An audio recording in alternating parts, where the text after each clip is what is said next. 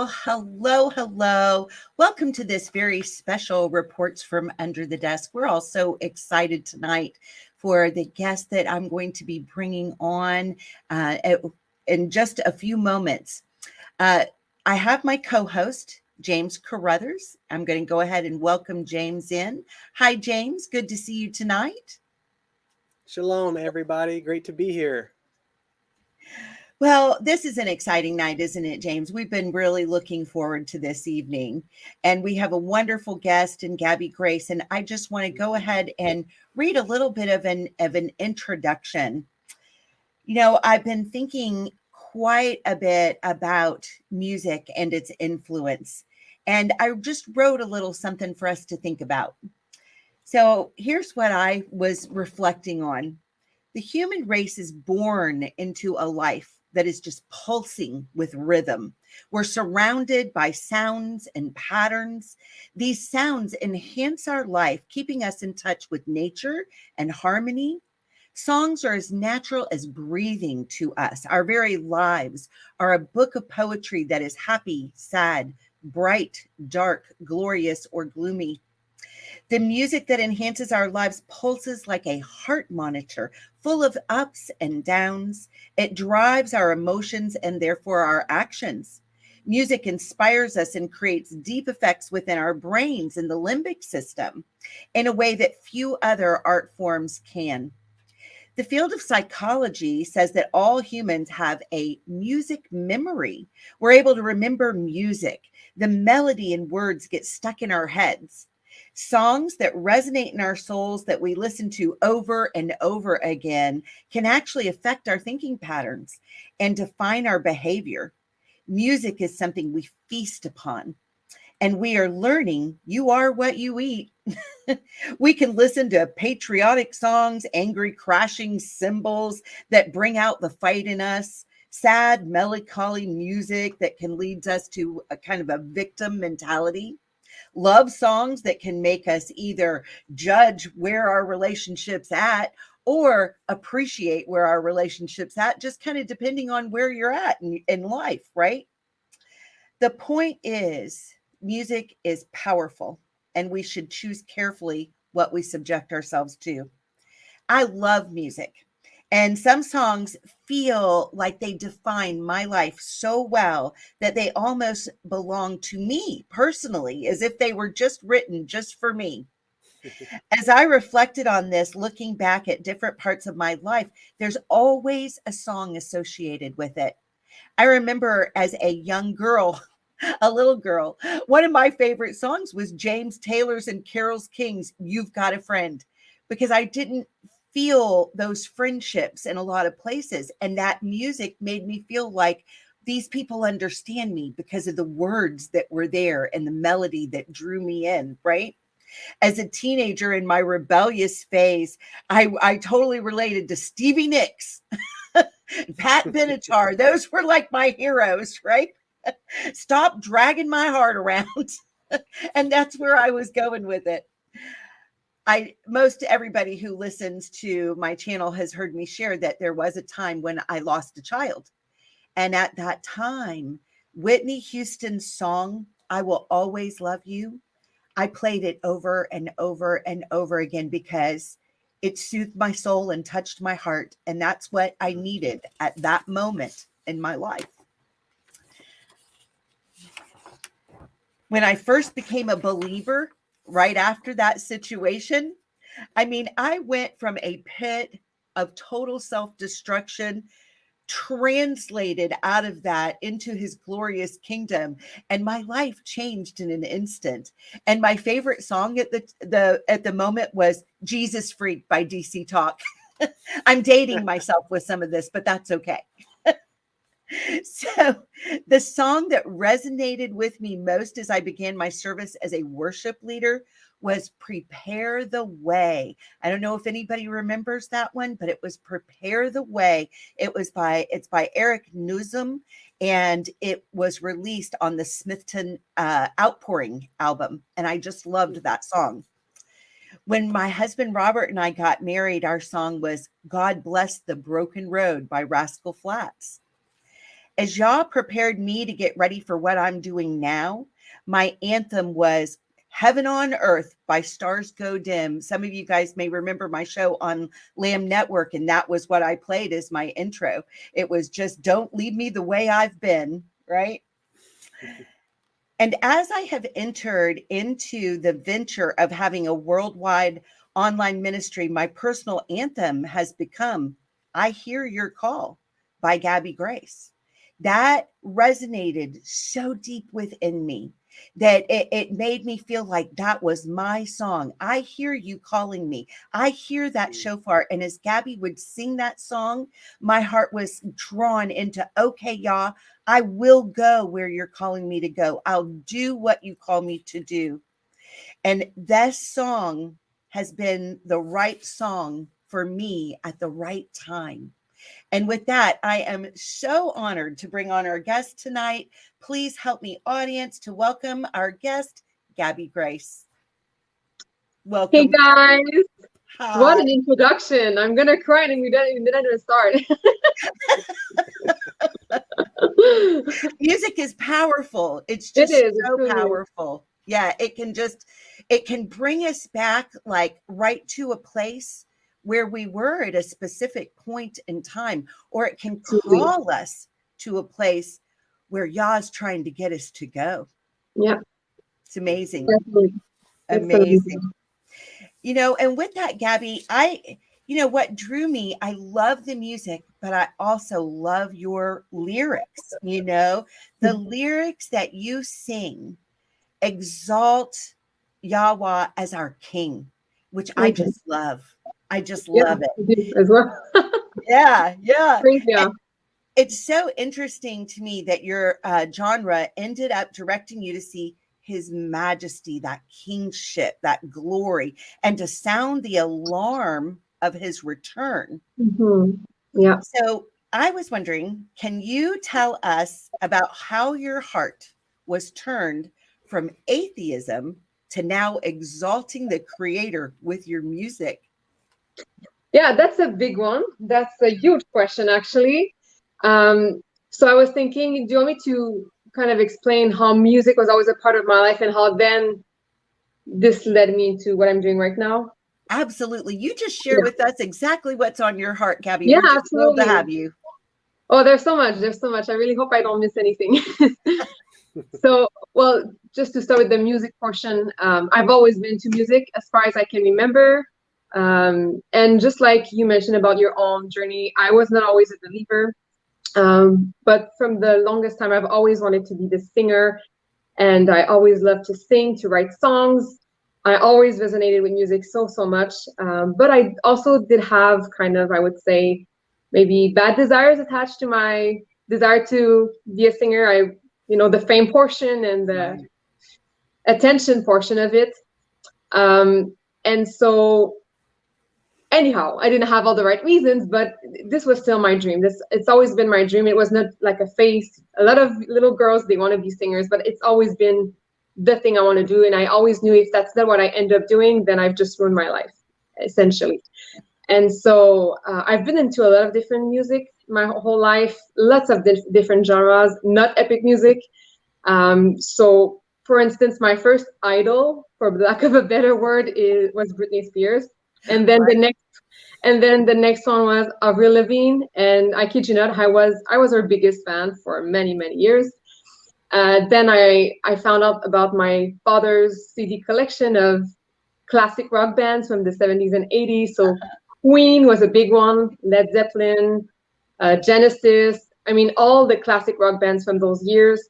I also loved pop music.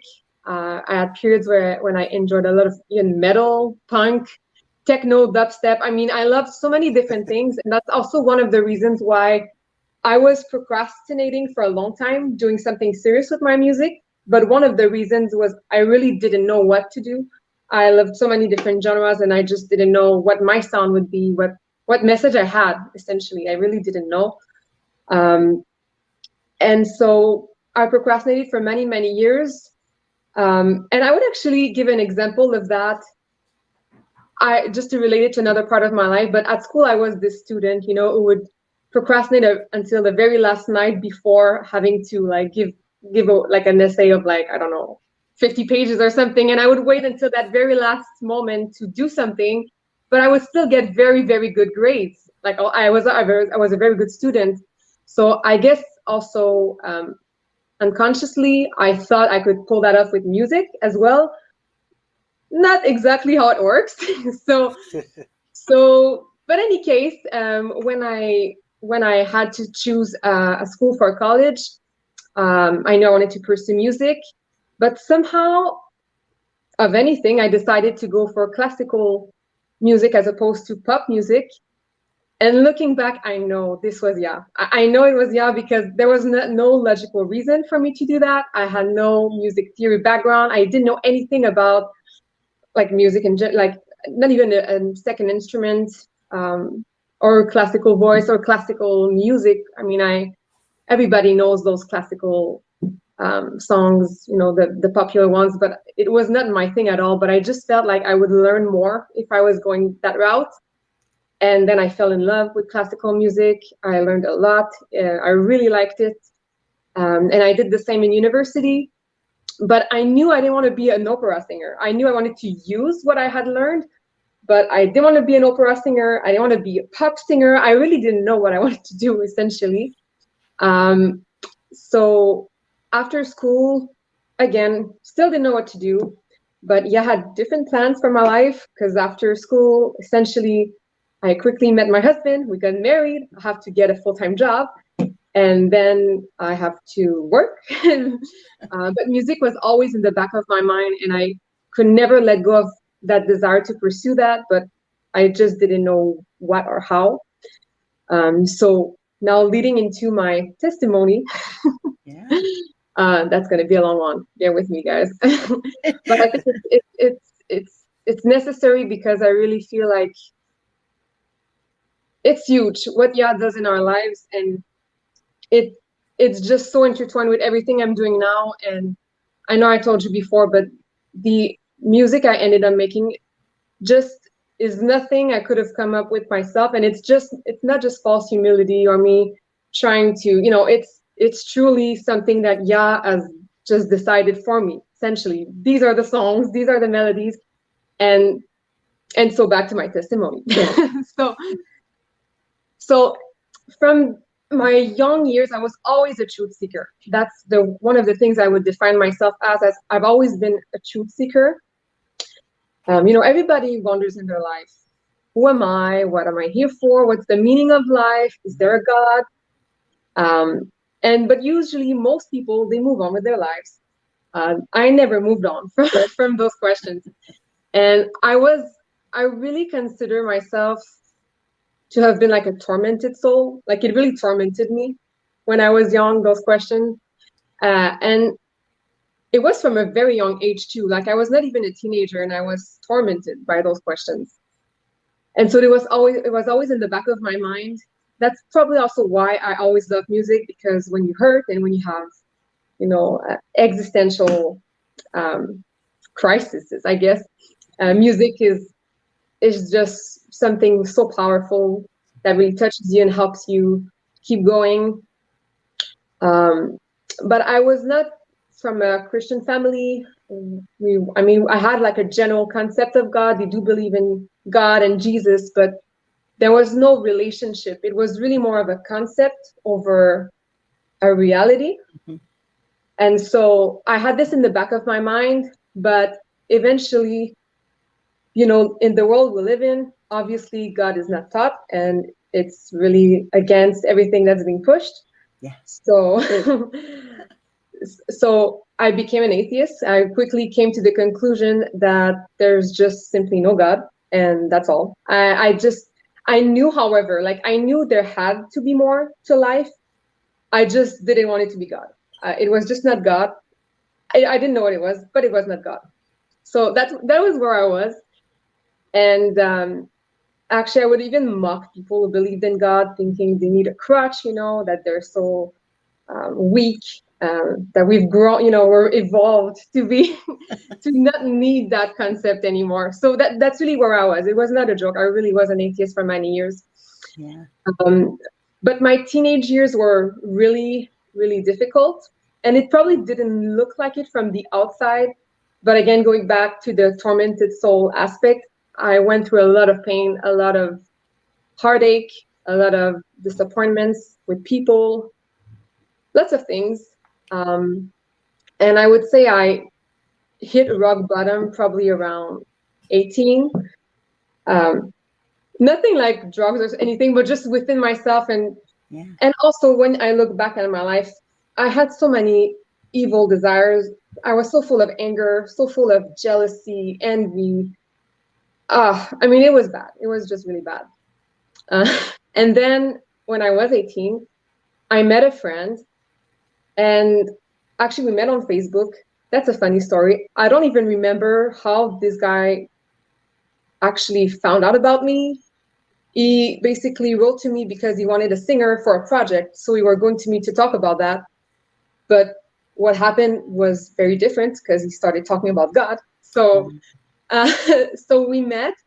And just to show you where I was, that's maybe an extra detail I'm going to give. But he asked me, where do you want to go? And I said, let's go to this drag queen place. Because it was like a drag queen show. And I wanted to go there. And he agreed. That was interesting.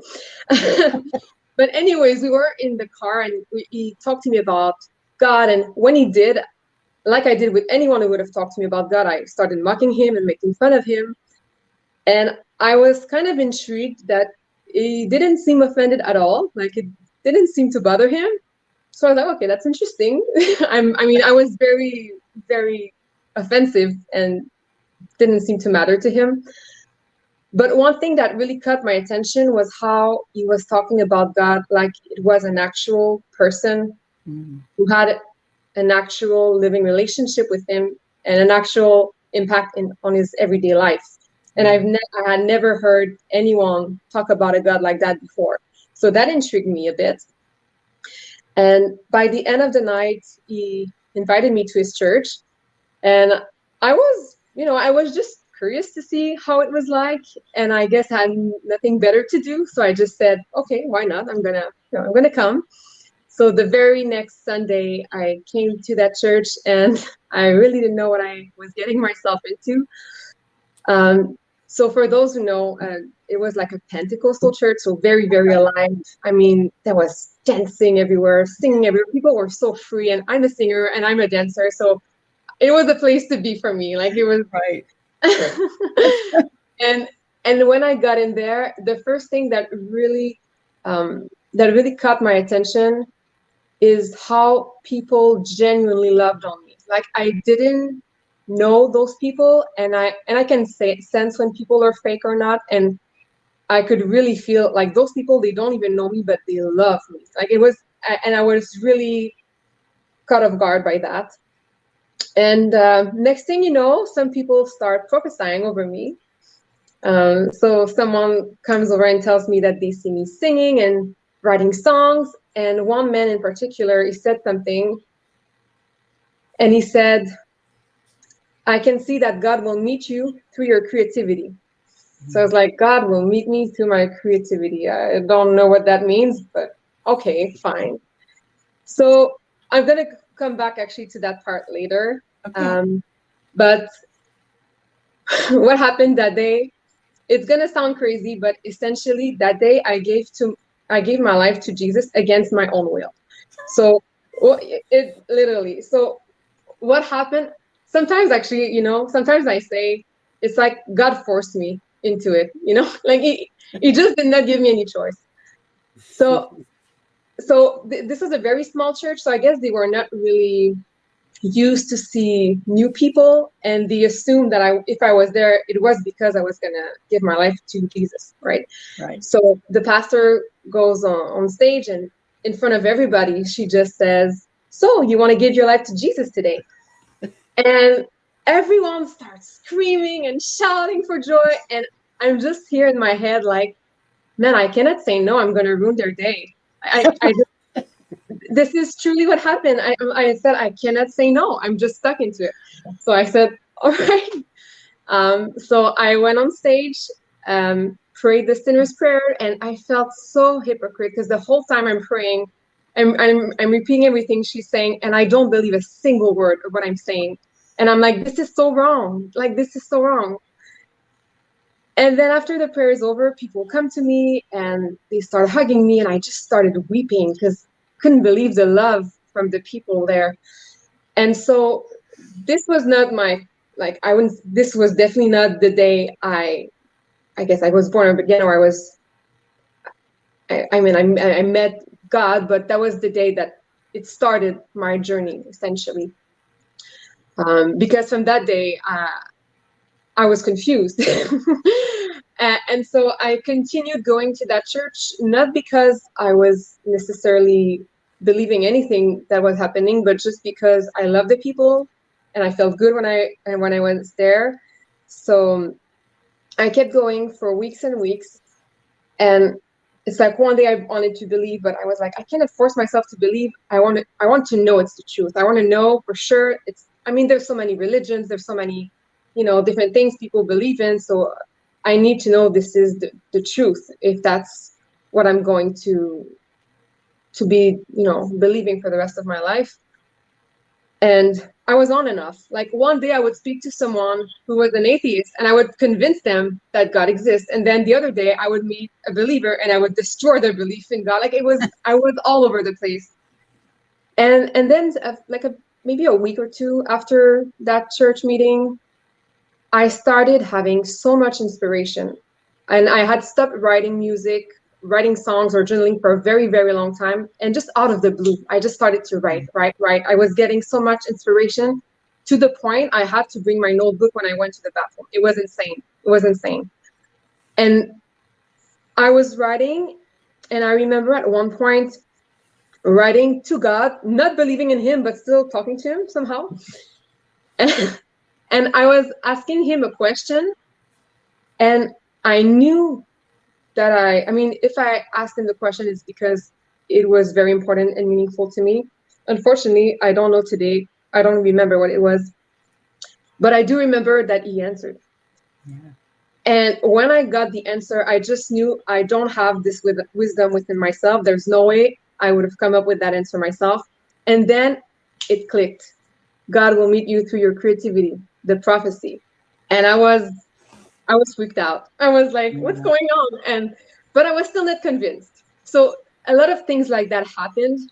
And for months, I was just completely tormented, not knowing what was going on. And one night, I was just sick of it all. I was very desperate. And I just cried out to God. And it was a very sincere prayer. And I just said, God, I don't know if you're real. But Jesus, if you are the way, the truth, and the life, you'll have to prove yourself to me, because I cannot force myself to believe in you. That was literally my prayer. And God is my witness. I wake up the very next morning and I have faith, and I'm a completely different person. And it's like the scales were removed from my eyes, like I was waking up from the Matrix. Like my whole life I was believing a lie, and now the truth is just self-evident. And I'm just, how in the world I did not see that before? Like, how in the world I did not see you before? And yeah, that's just the way it started, basically. So that was 12 years ago, and I've never looked back. That's awesome. What a wonderful testimony. I relate so much to that, because I had that rough start too. I was out as far in the world as you could get. And the amazing thing to me is, we can come to Yah, completely where we're at. And he doesn't push us away. He's, people may be afraid of our questions, but Yah never is afraid of our questions. We can come to him with those hard questions and ask him Definitely. to really show us. Absolutely. I mean, I had to keep myself a list because I had so many things, and I was really testing things out. And I was like, okay, you say bring everything to you. Well, here's the list of the things that are big problems in my life right now, big things. And I would write them all in this notebook, and I'd write them in a black pen. And then when y'all would come back and answer it, like sometimes I got like a yes, a no, and a maybe, on things, and I knew it. But it was having that relationship, a father that actually heard what I was asking and was kind enough to give me an answer, even if the answer was going to be no, Yeah. but, and I could write it down and say, well, okay, I did get an answer.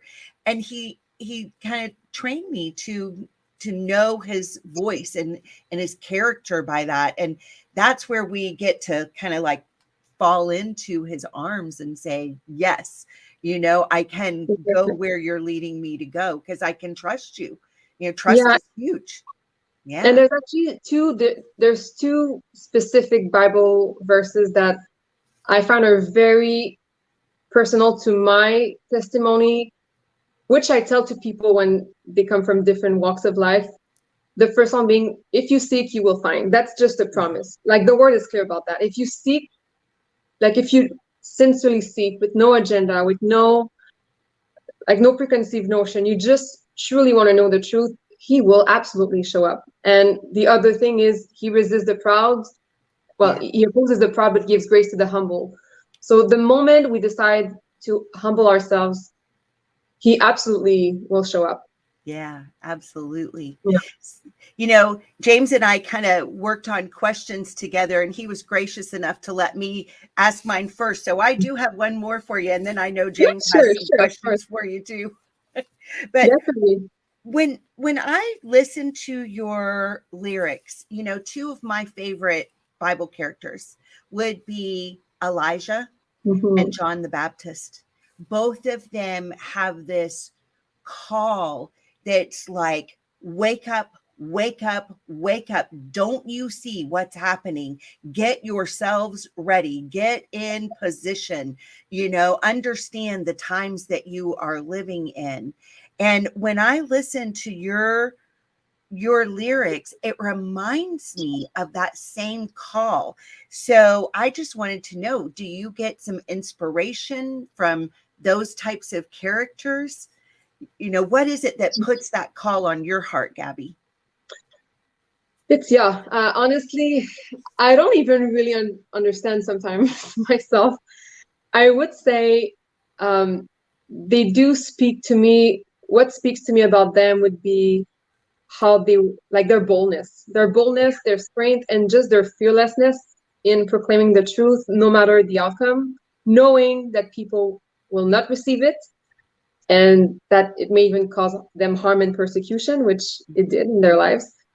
It speaks to me because it's something that I strive for in my own life, that I hope will be found true at the end of my life. Is I want to be bold, I want to be fearless, I want to be able to proclaim and do whatever he asks me to do, no matter what. And the day and age we live in, it's just going to get worse, right? So I guess knowing the times we live in, and yeah, so those would be the traits. I wouldn't say necessarily that I'm thinking about those characters when I write, because like I mentioned, it's really, let's put that on my heart. And I don't know why. That's why even if I wanted, I don't want to, and I never wanted to, but even if I would have wanted to make Christian music, it just doesn't resonate with me, because I just feel the battle part of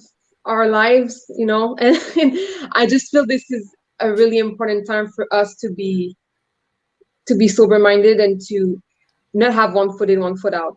Like if there's a time when it's time to be all in, it's now. Right. And what if I look at them both individually, maybe something more specifically that I can relate to? well, for John the Baptist, that verse has always been very, very meaningful to me, is he must increase and I must decrease. Like that's one that I pray, like I truly pray, that it just take all the mess away from me and just you do your thing through me. So that would be the one thing about him. And Elijah, I was actually going through his life recently, and one thing that I can definitely relate to is Elijah was bold and he went through a lot of persecution and hardship because of his message. But he came to that place of despair and feeling defeated and being in the wilderness. And I definitely had my share of wilderness in my life, in my walk. And it's actually mind-blowing to me that even to this day I will listen to my own songs, and although I want this message to reach everyone, it's insane how the message somehow I'm the one who needs it most. Sometimes it's just, and it makes me very, very emotional, because it's crazy how Yah works. Like he uses, like somehow he uses that music to touch other people, but then I'm the one who needs it. It's weird. It's very special.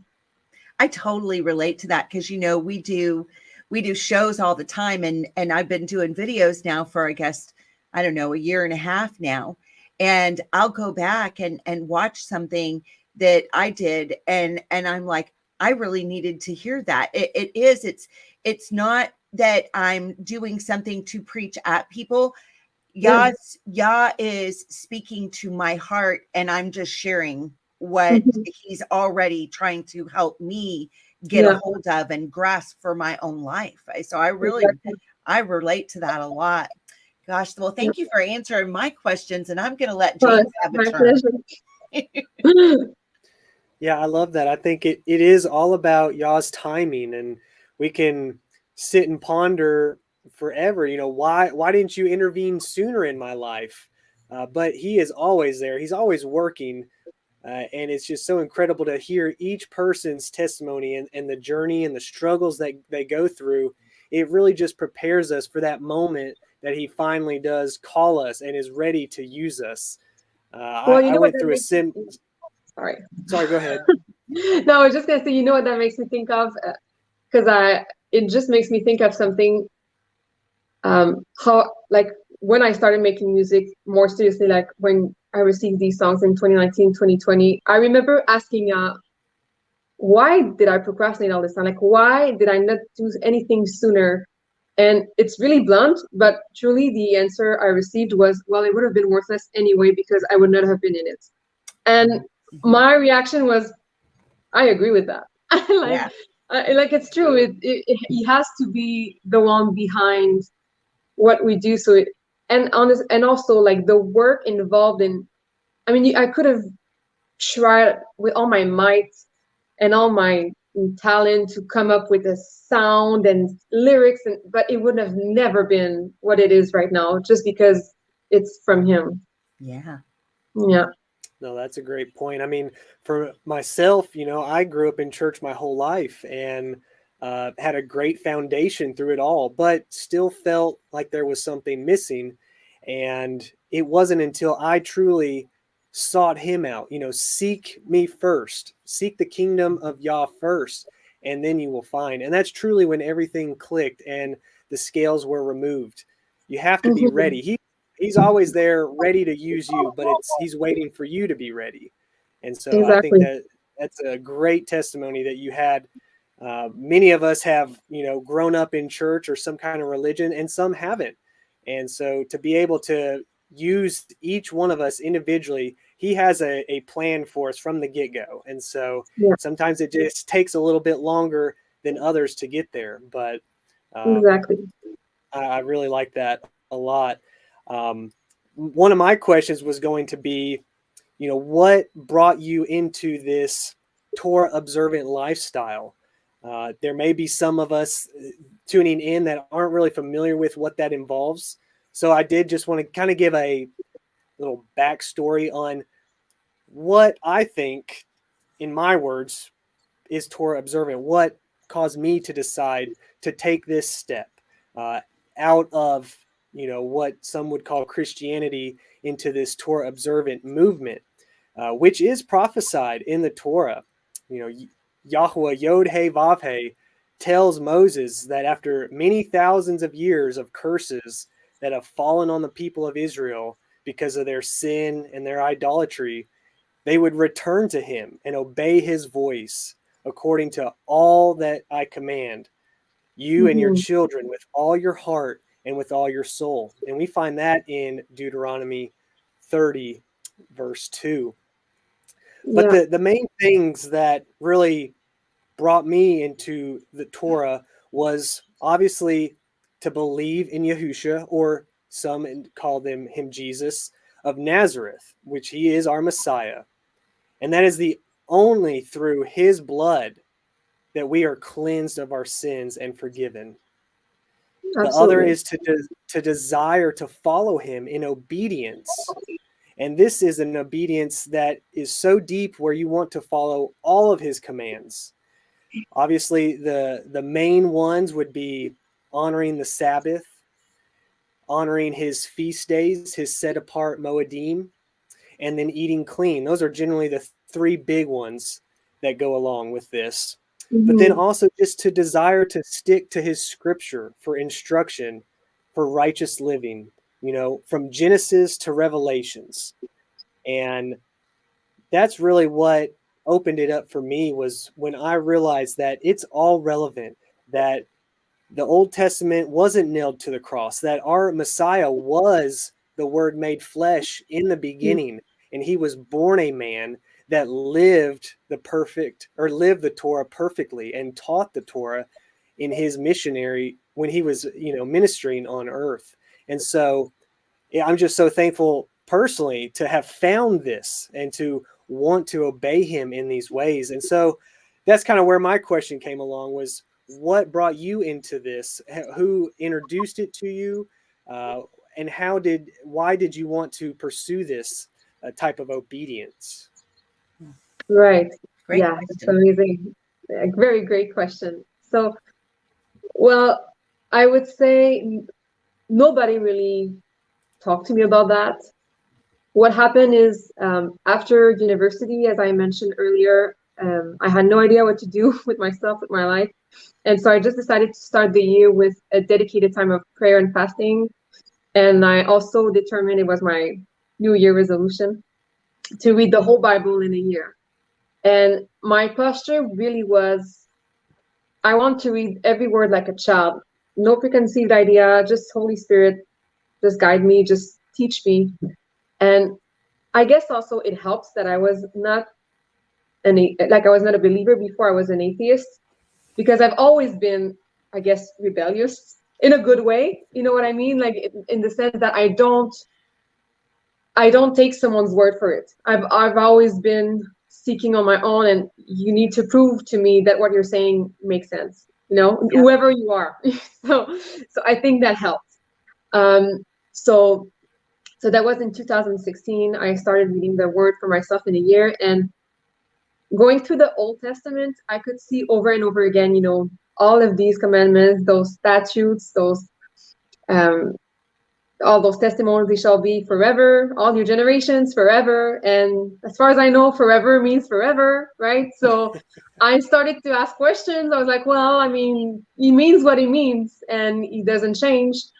And actually, strangely enough, the first thing that really popped up for me was the dietary laws of anything. Because I was thinking, if Yah decided some animals are clean to eat and some are not, if it was true then, like, how did it change now? And also what really caught my attention is the last verse, well, the verse that basically summarizes all the dietary laws is, be holy as I am holy. And where can you also read that? You can read that in the New Testament, but the New Testament only points to the Old, and that's where it is, of all places, like that's where it is. And so I'm thinking there's no coincidence, right? So from one revelation to another, I just essentially quickly came to understand that everything in the word applies to us. And that was back in 2016, 2017, as I can say. And I remember I was so overwhelmed with these revelations. It's almost like I was born again. And like, it was like, Yeah. wow. And something that happened also is I really felt like I knew him. But when I got to understand all these things, it's like I knew him on such a deeper level, because I know his likes, his dislikes. You know, I know my God. I know my God. I know what his word says. And it's just so deep. Just, it's kind of crazy, because there's this false idea that it's law or grace, but it's not true. I mean, why does David say, be gracious to me with your law? Because Right. it's all grace. I mean, it's kind of baffling. We need to obey, I don't know, thousands or even millions of laws in the States and, you know, in our countries every single day, and we don't even think twice about it. The word has maybe 613 commandments, of which not even everything applies to you, depending if you're a man, a woman, or different things. So his word is clear that it's not burdensome. And so it's essentially how that started. It was really my journey of looking at the word for myself, reading it all for myself in a year. And that really is the moment when I started to discover the truth of the law and the Sabbath and everything else. Yeah, that's amazing. I love it. You know, it's so funny how sometimes that word gets translated as law, and it immediately, you know, I almost wonder if the translators, some of them didn't do that on purpose, trying to separate things, Because actually because instruction would yeah, be a better word. instruction, or you know, when you really look at it, every good parent has rules, Mm-hmm. and it's for their child's safety, Yeah, right? And so I've started really looking at that. And when I read it, instead of reading law, I'm kind of telling myself, you know, this is the loving instruction of your father, exactly. you know, so that you don't get hurt. Exactly. It Mhm. really changes your perspective when you turn it around like that, doesn't it? Truly. And Yeah. at the end of the day, I mean, Yahusha said it himself. All of these law hang on the two greater commandments, you know, love your God and love your neighbor as yourself. And so when you look at it that way, if anyone can decide for themselves what love means for God, love means for your neighbor, then there's not one definition. It's no longer truth. Like, truth is exclusive. So there is one definition, and that's why he tells us exactly what it means to him to love Right. him and to love others. Mhm. Yeah. Yeah, I think to want that deeper relationship with him is really something that we're striving for so much. And one of the verses that really changed it for me was regarding the Sabbath out of Exodus 31. I'll read it real quick. In verse 13, it says, and speak to the children of Israel, saying, my Sabbaths you are to guard by all means, for it is a sign between me and you throughout your generations, to know that I, Yahweh, am setting you apart. And when I Amen. heard that, it just resonated with me. And that's the sign that I need to follow in order to be set apart, to be connected to you. And it just really changed everything in my life for the better. And it's been the biggest blessing each and every week to be able to obey the Shabbat and to have that rest. And I was Who doesn't want to looking do rest every week? He's literally giving us rest. Why don't exactly. you take it? I was Yeah. looking through some scriptures today, and the Ruach led this to me. And I've heard this verse over and over before, but it never hit me until today. And it's out of Matthew 11. Come unto me, all ye that labor and are heavy laden, and I will give you rest. Amen. And that right there told me that's Sabbath. That he's talking about the Sabbath. I can go and meet him on the Sabbath, and he can dwell within me on that day. And like I said, I've seen that verse 100 times, and it never hit me like that until today. So this is just another way the Spirit is always working. Yeah, it's true. Oh yeah. It's so You funny. can My never- husband and I, we'll laugh and joke, and we'll sit around on Shabbat morning.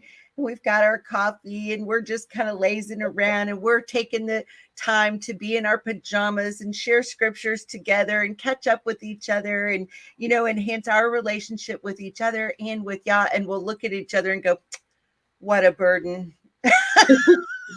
Seriously. The world just got it backwards. Yeah. And I had it backwards for so long. I mean, I had no idea when I first came into, coming out of mainstream church system, and I was a fine arts pastor in that, and to come into beginning to honor the Sabbath. I mean, I sat home and I was just kind of like sitting in my chair going, okay, all I see is it says rest. I don't, what do you want me to do? I felt I was so uncomfortable at first, because I was just like, I couldn't get the concept at first. It took a while, but once I've got it now. Yeah, I'm still working on it, to be honest with you. And I think one thing that is difficult is we're still a small number overall, and we don't necessarily are close to each other. Right. So there's the rest part of being with him, but then also we're longing to be together, but we cannot always be, but that's going to be a beautiful day when we're all together. It will. It will. It's on the way. Yeah. Oh, it's closer. It's closer. Getting That's closer right. by the day. That's right. Yeah, Yah knows what we need more than we even know. And so what a blessing to be able to restore your body and your mind and your spirit each week, because the way the world is nowadays, it's tough getting through even those 6 days. And so I can't imagine having that day. And, now that we've been doing it for these past years, I can't imagine. And when things do come up and we don't get that full rest like we're used to, it just completely flips our whole week upside down. Yeah, it's true. It really is true. Yeah. I know this is kind of off script for a minute, but I've often thought of as I've pondered, how so many of us, we are so scattered into the nations and longing for that fellowship.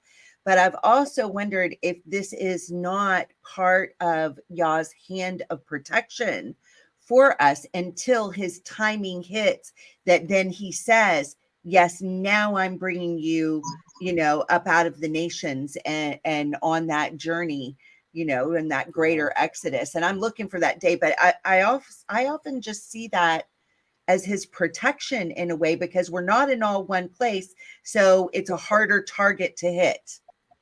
One way of looking at it. That's definitely true. Definitely one way of looking at it. Yeah. All right. We haven't really been sharing any comments, but I wanted to share this one here from Estimating 1, Discovering 3. It's so difficult to go against the grain of the Western culture. And it really is. It's not a popular opinion, a popular decision. And there's a lot of persecution that we've probably all dealt with on our own, friends and families, strangers. But we are called to be that set apart, peculiar people. And there will be a blessing by enduring through that. So it's a huge stay strong. Yeah, it's a test of faith. Yeah.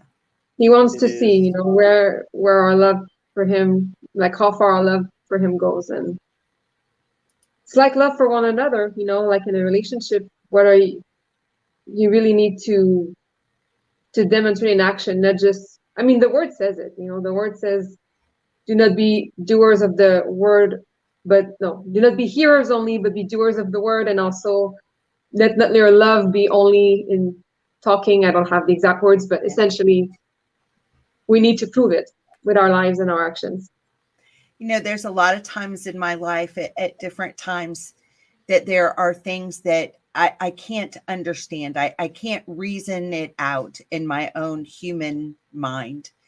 And And one of the tools that I've learned is to just tell myself, remember, his ways are not your ways, his thoughts are not your thoughts. Don't get yourself in too big of a bind over mysteries that he hasn't revealed to you yet.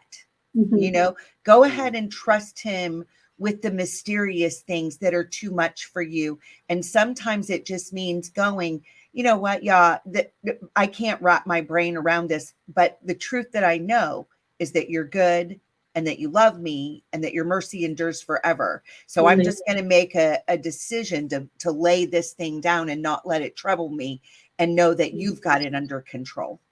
Absolutely. Yeah. And to know his yoke is easy and his burden is light, that he won't put something on you that you can't handle. That is a promise that you can really hold tight and, just be glad in it. It's not always an easy path or road, but it really is worth it in every way. It is. It is.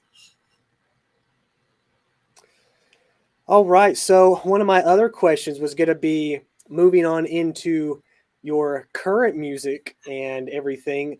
Obviously, the mainstream music industry, wow, we don't even want to go down that rabbit hole, but we know what it's focused on. The world, whatever the world can offer you, fortune and fame, sin and lust, and all those things of wickedness. So how do you stay focused on your music, which is your ministry, when the mainstream is focused on the industry? Well, I would say, to be honest, I really don't even know to do otherwise. I just to be blunt, I just don't really care about the mainstream. And I also think that the mainstream doesn't have much to offer anyways. Especially, I mean, when you have Yah's desires in your heart, those are, I mean, there can be temptations, but it just doesn't appeal to you like it would have done before. So definitely. So it really doesn't affect me, I would say. And it's funny because I was thinking about that. Because again, it's true that my music is a ministry, but one of the things that I guess you could say maybe is a temptation is my desire has always been to reach anyone and everyone, not just people who already believe. And when I was thinking about how am I going to do that, because I don't want to be like right there in your face and be too obvious, but at the same time, I just can't hide it, like, and and really, I just can't. It's just my life. So and it's just in my nature to be outspoken about it. So it's too difficult actually to try to think how I would do something else, and it's really funny how it makes sense with epic music because epic music brings those not those concepts, the themes you think about when you think about epic music is like kingdoms and heaven on earth and war and all these things. They make sense with epic music, so it's just so perfect that Yaz given me this genre because, well, in a way, I can say whatever I want to say, and I know that people will listen and they may have no idea what I'm talking about, but they're still going to listen because it makes sense with the genre. And if one day they are intrigued enough, they might be thinking, well, what is this girl talking about anyways? And then it may lead Ya to, actually do something within them. And so, yeah, it's really amazing. And also about mainstream versus what I'm doing. I told you, I think earlier, but I really think it's an amazing time right now to be a musician or anything, basically, like whatever ministry or whatever career someone wants to do, because now with social media, with online marketing, like I don't need a label. I don't need to fit in a box. I don't need to appeal to the masses. I can just do whatever Yas put on my heart to do. And there's going to be people who want to hear it. And I just need to be heard by the right people that need that message. And I mean, that's going to work. You know, it's just going to reach the people that need it. And you don't need I there's a part of me that wants everyone, you know, to love the music, but at the same time, it's not for everyone. And that's something that I came to be at peace with. Like, I don't need to appeal to everyone. Like, if I want to appeal to everyone, I'll appeal to no one, and I'll have no message. So yeah, I think it's good to have like a very specific mission and just be truthful to what that mission is, and it's just going to attract the right people. Yeah, absolutely. Yeah. It's authenticity. You know, there's no replacement for authenticity, and an authenticity of being exactly who Yah created you to do and do what he put on your heart to do.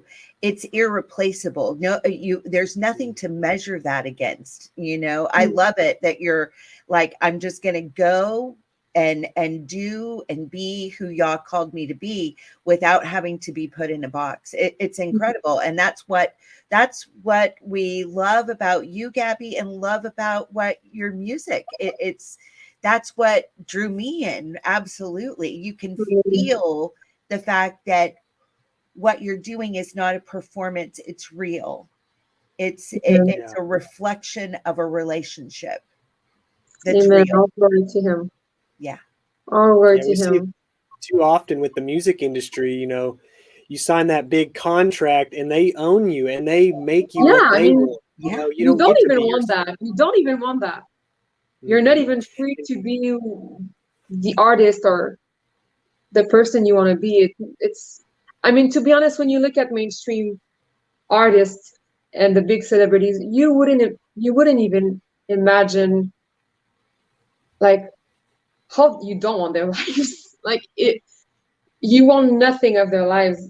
They're probably so miserable, and they really are. And you know, it's not worth it. It's really not worth the deal or the fame. Or I'd rather be just in his army, do what he wants me to do. Yes. Well, we talk a lot about, you know, just music in general, what you're letting in, you know, through your eyes and through your ears have such influence on you, even if you don't realize it. And so that's why it is so important to, you know, guard and monitor what you're letting in. And so I really think it's so special with your music, you know, even if it is reaching someone that doesn't have that relationship with the Father or anyone at all, you know, that mustard seed is being planted in them, even if they don't realize it. And so at that point, you have done your work. Now it's up to the Father to allow it to grow. And so I think that's just an encouraging thing to think about, you know, what effect you could have on someone's life down the road, even if it's not at the moment. Yeah. Exactly. In his timing. Yes. Yeah. James, did you have any other questions for Gaby? Well, I would love to hear about, you know, what you're working on now as far as your music. We're all probably very familiar with Heaven on Earth. You know, what an amazing soundtrack that is. Thank you.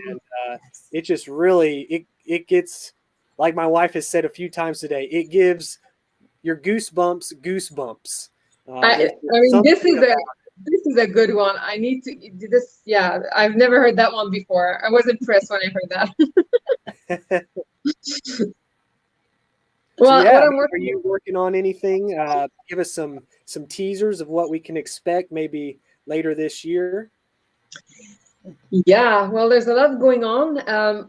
Mainly the first thing I'm working on is the first single of my next EP, which I already talked about it in a few of my videos and posts, but it's called Invisible War, and I'm so excited about this song.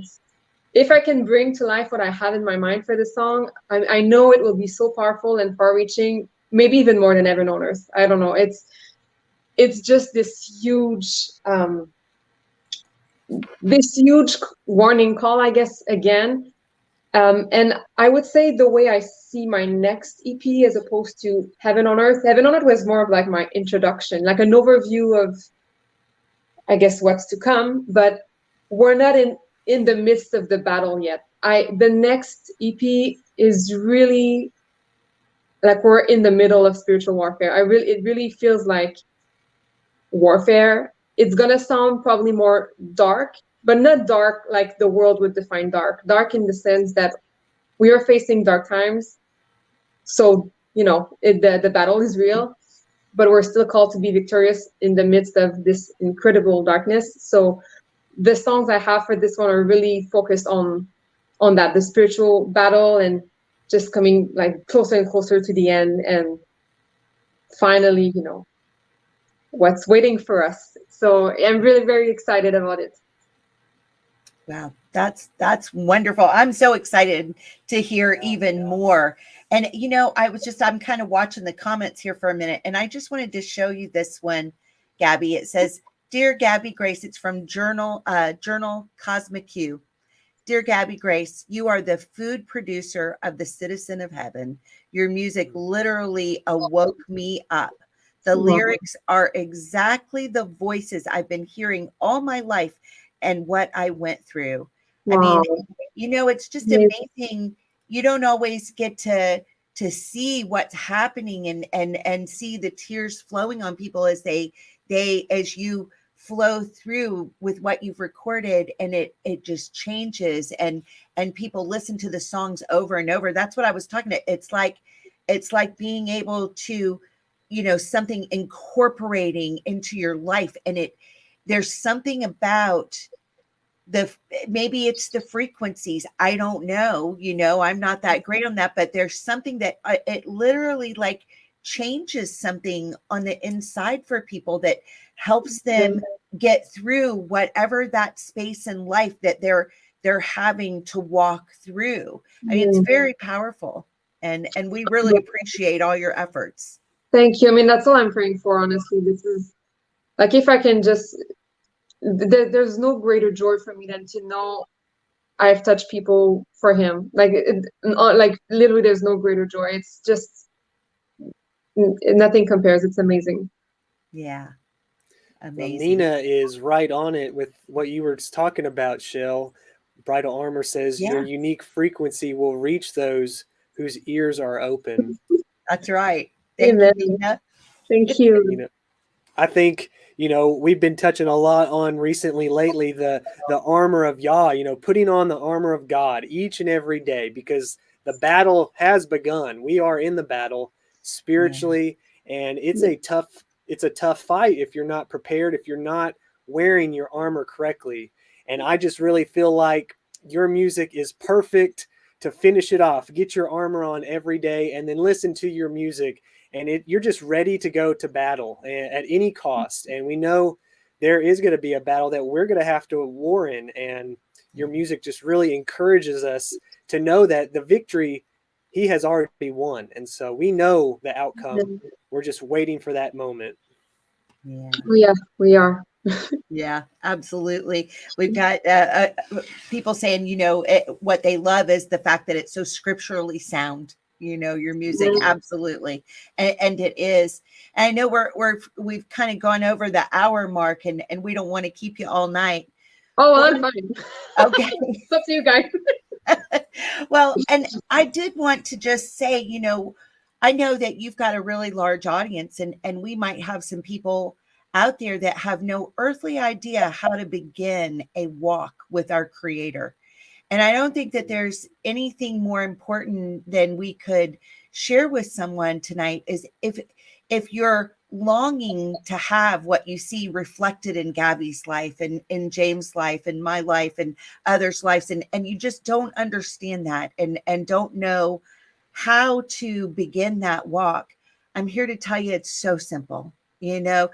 Religion complicates things, man complicates things, but Yah does not complicate things. And just like Gaby's testimony revealed, he will meet us right where we're at. And so literally, if your heart's just stirred up right now and you're watching this now, or you're watching this in the future, know that his spirit can work in the future just like it's working live, right?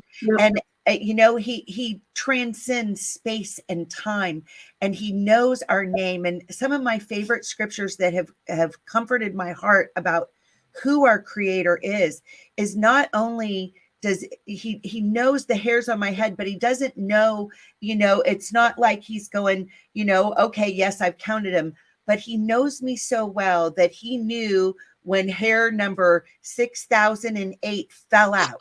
You know, I mean, he literally knows us to that level. He literally knows us to the level that he has caught our tears in a bottle because they're precious to him, because we are precious to him. And I don't care who you are or where you're at, that word is for you.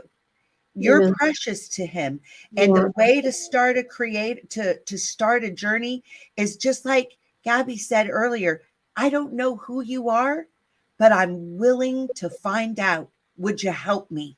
It's really as simple as that. It is. He will answer that cry of your heart. I promise you. If you just cry out from your heart, you don't need any special words. You don't need any, there's no, you know, it's not the hokey pokey. You don't have to put your left foot in or your left foot out. You know, it's just not, it's not complicated, because he doesn't make it hard on us. As much as we begin to long for a relationship with him, he's literally signed his name within our DNA. We are his creation, and he loves each and every one of us, and he loves you. And if you cry out, he will hear you and he will answer. Amen. Amen. Yeah. Those are true words. No better time than now. That's right. That's right.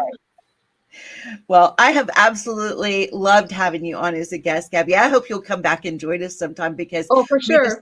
We had a wonderful conversation with you, and we look forward to you know, seeing what else you've got on your plate, and we look forward to having you again as a guest, and it's just been our pleasure.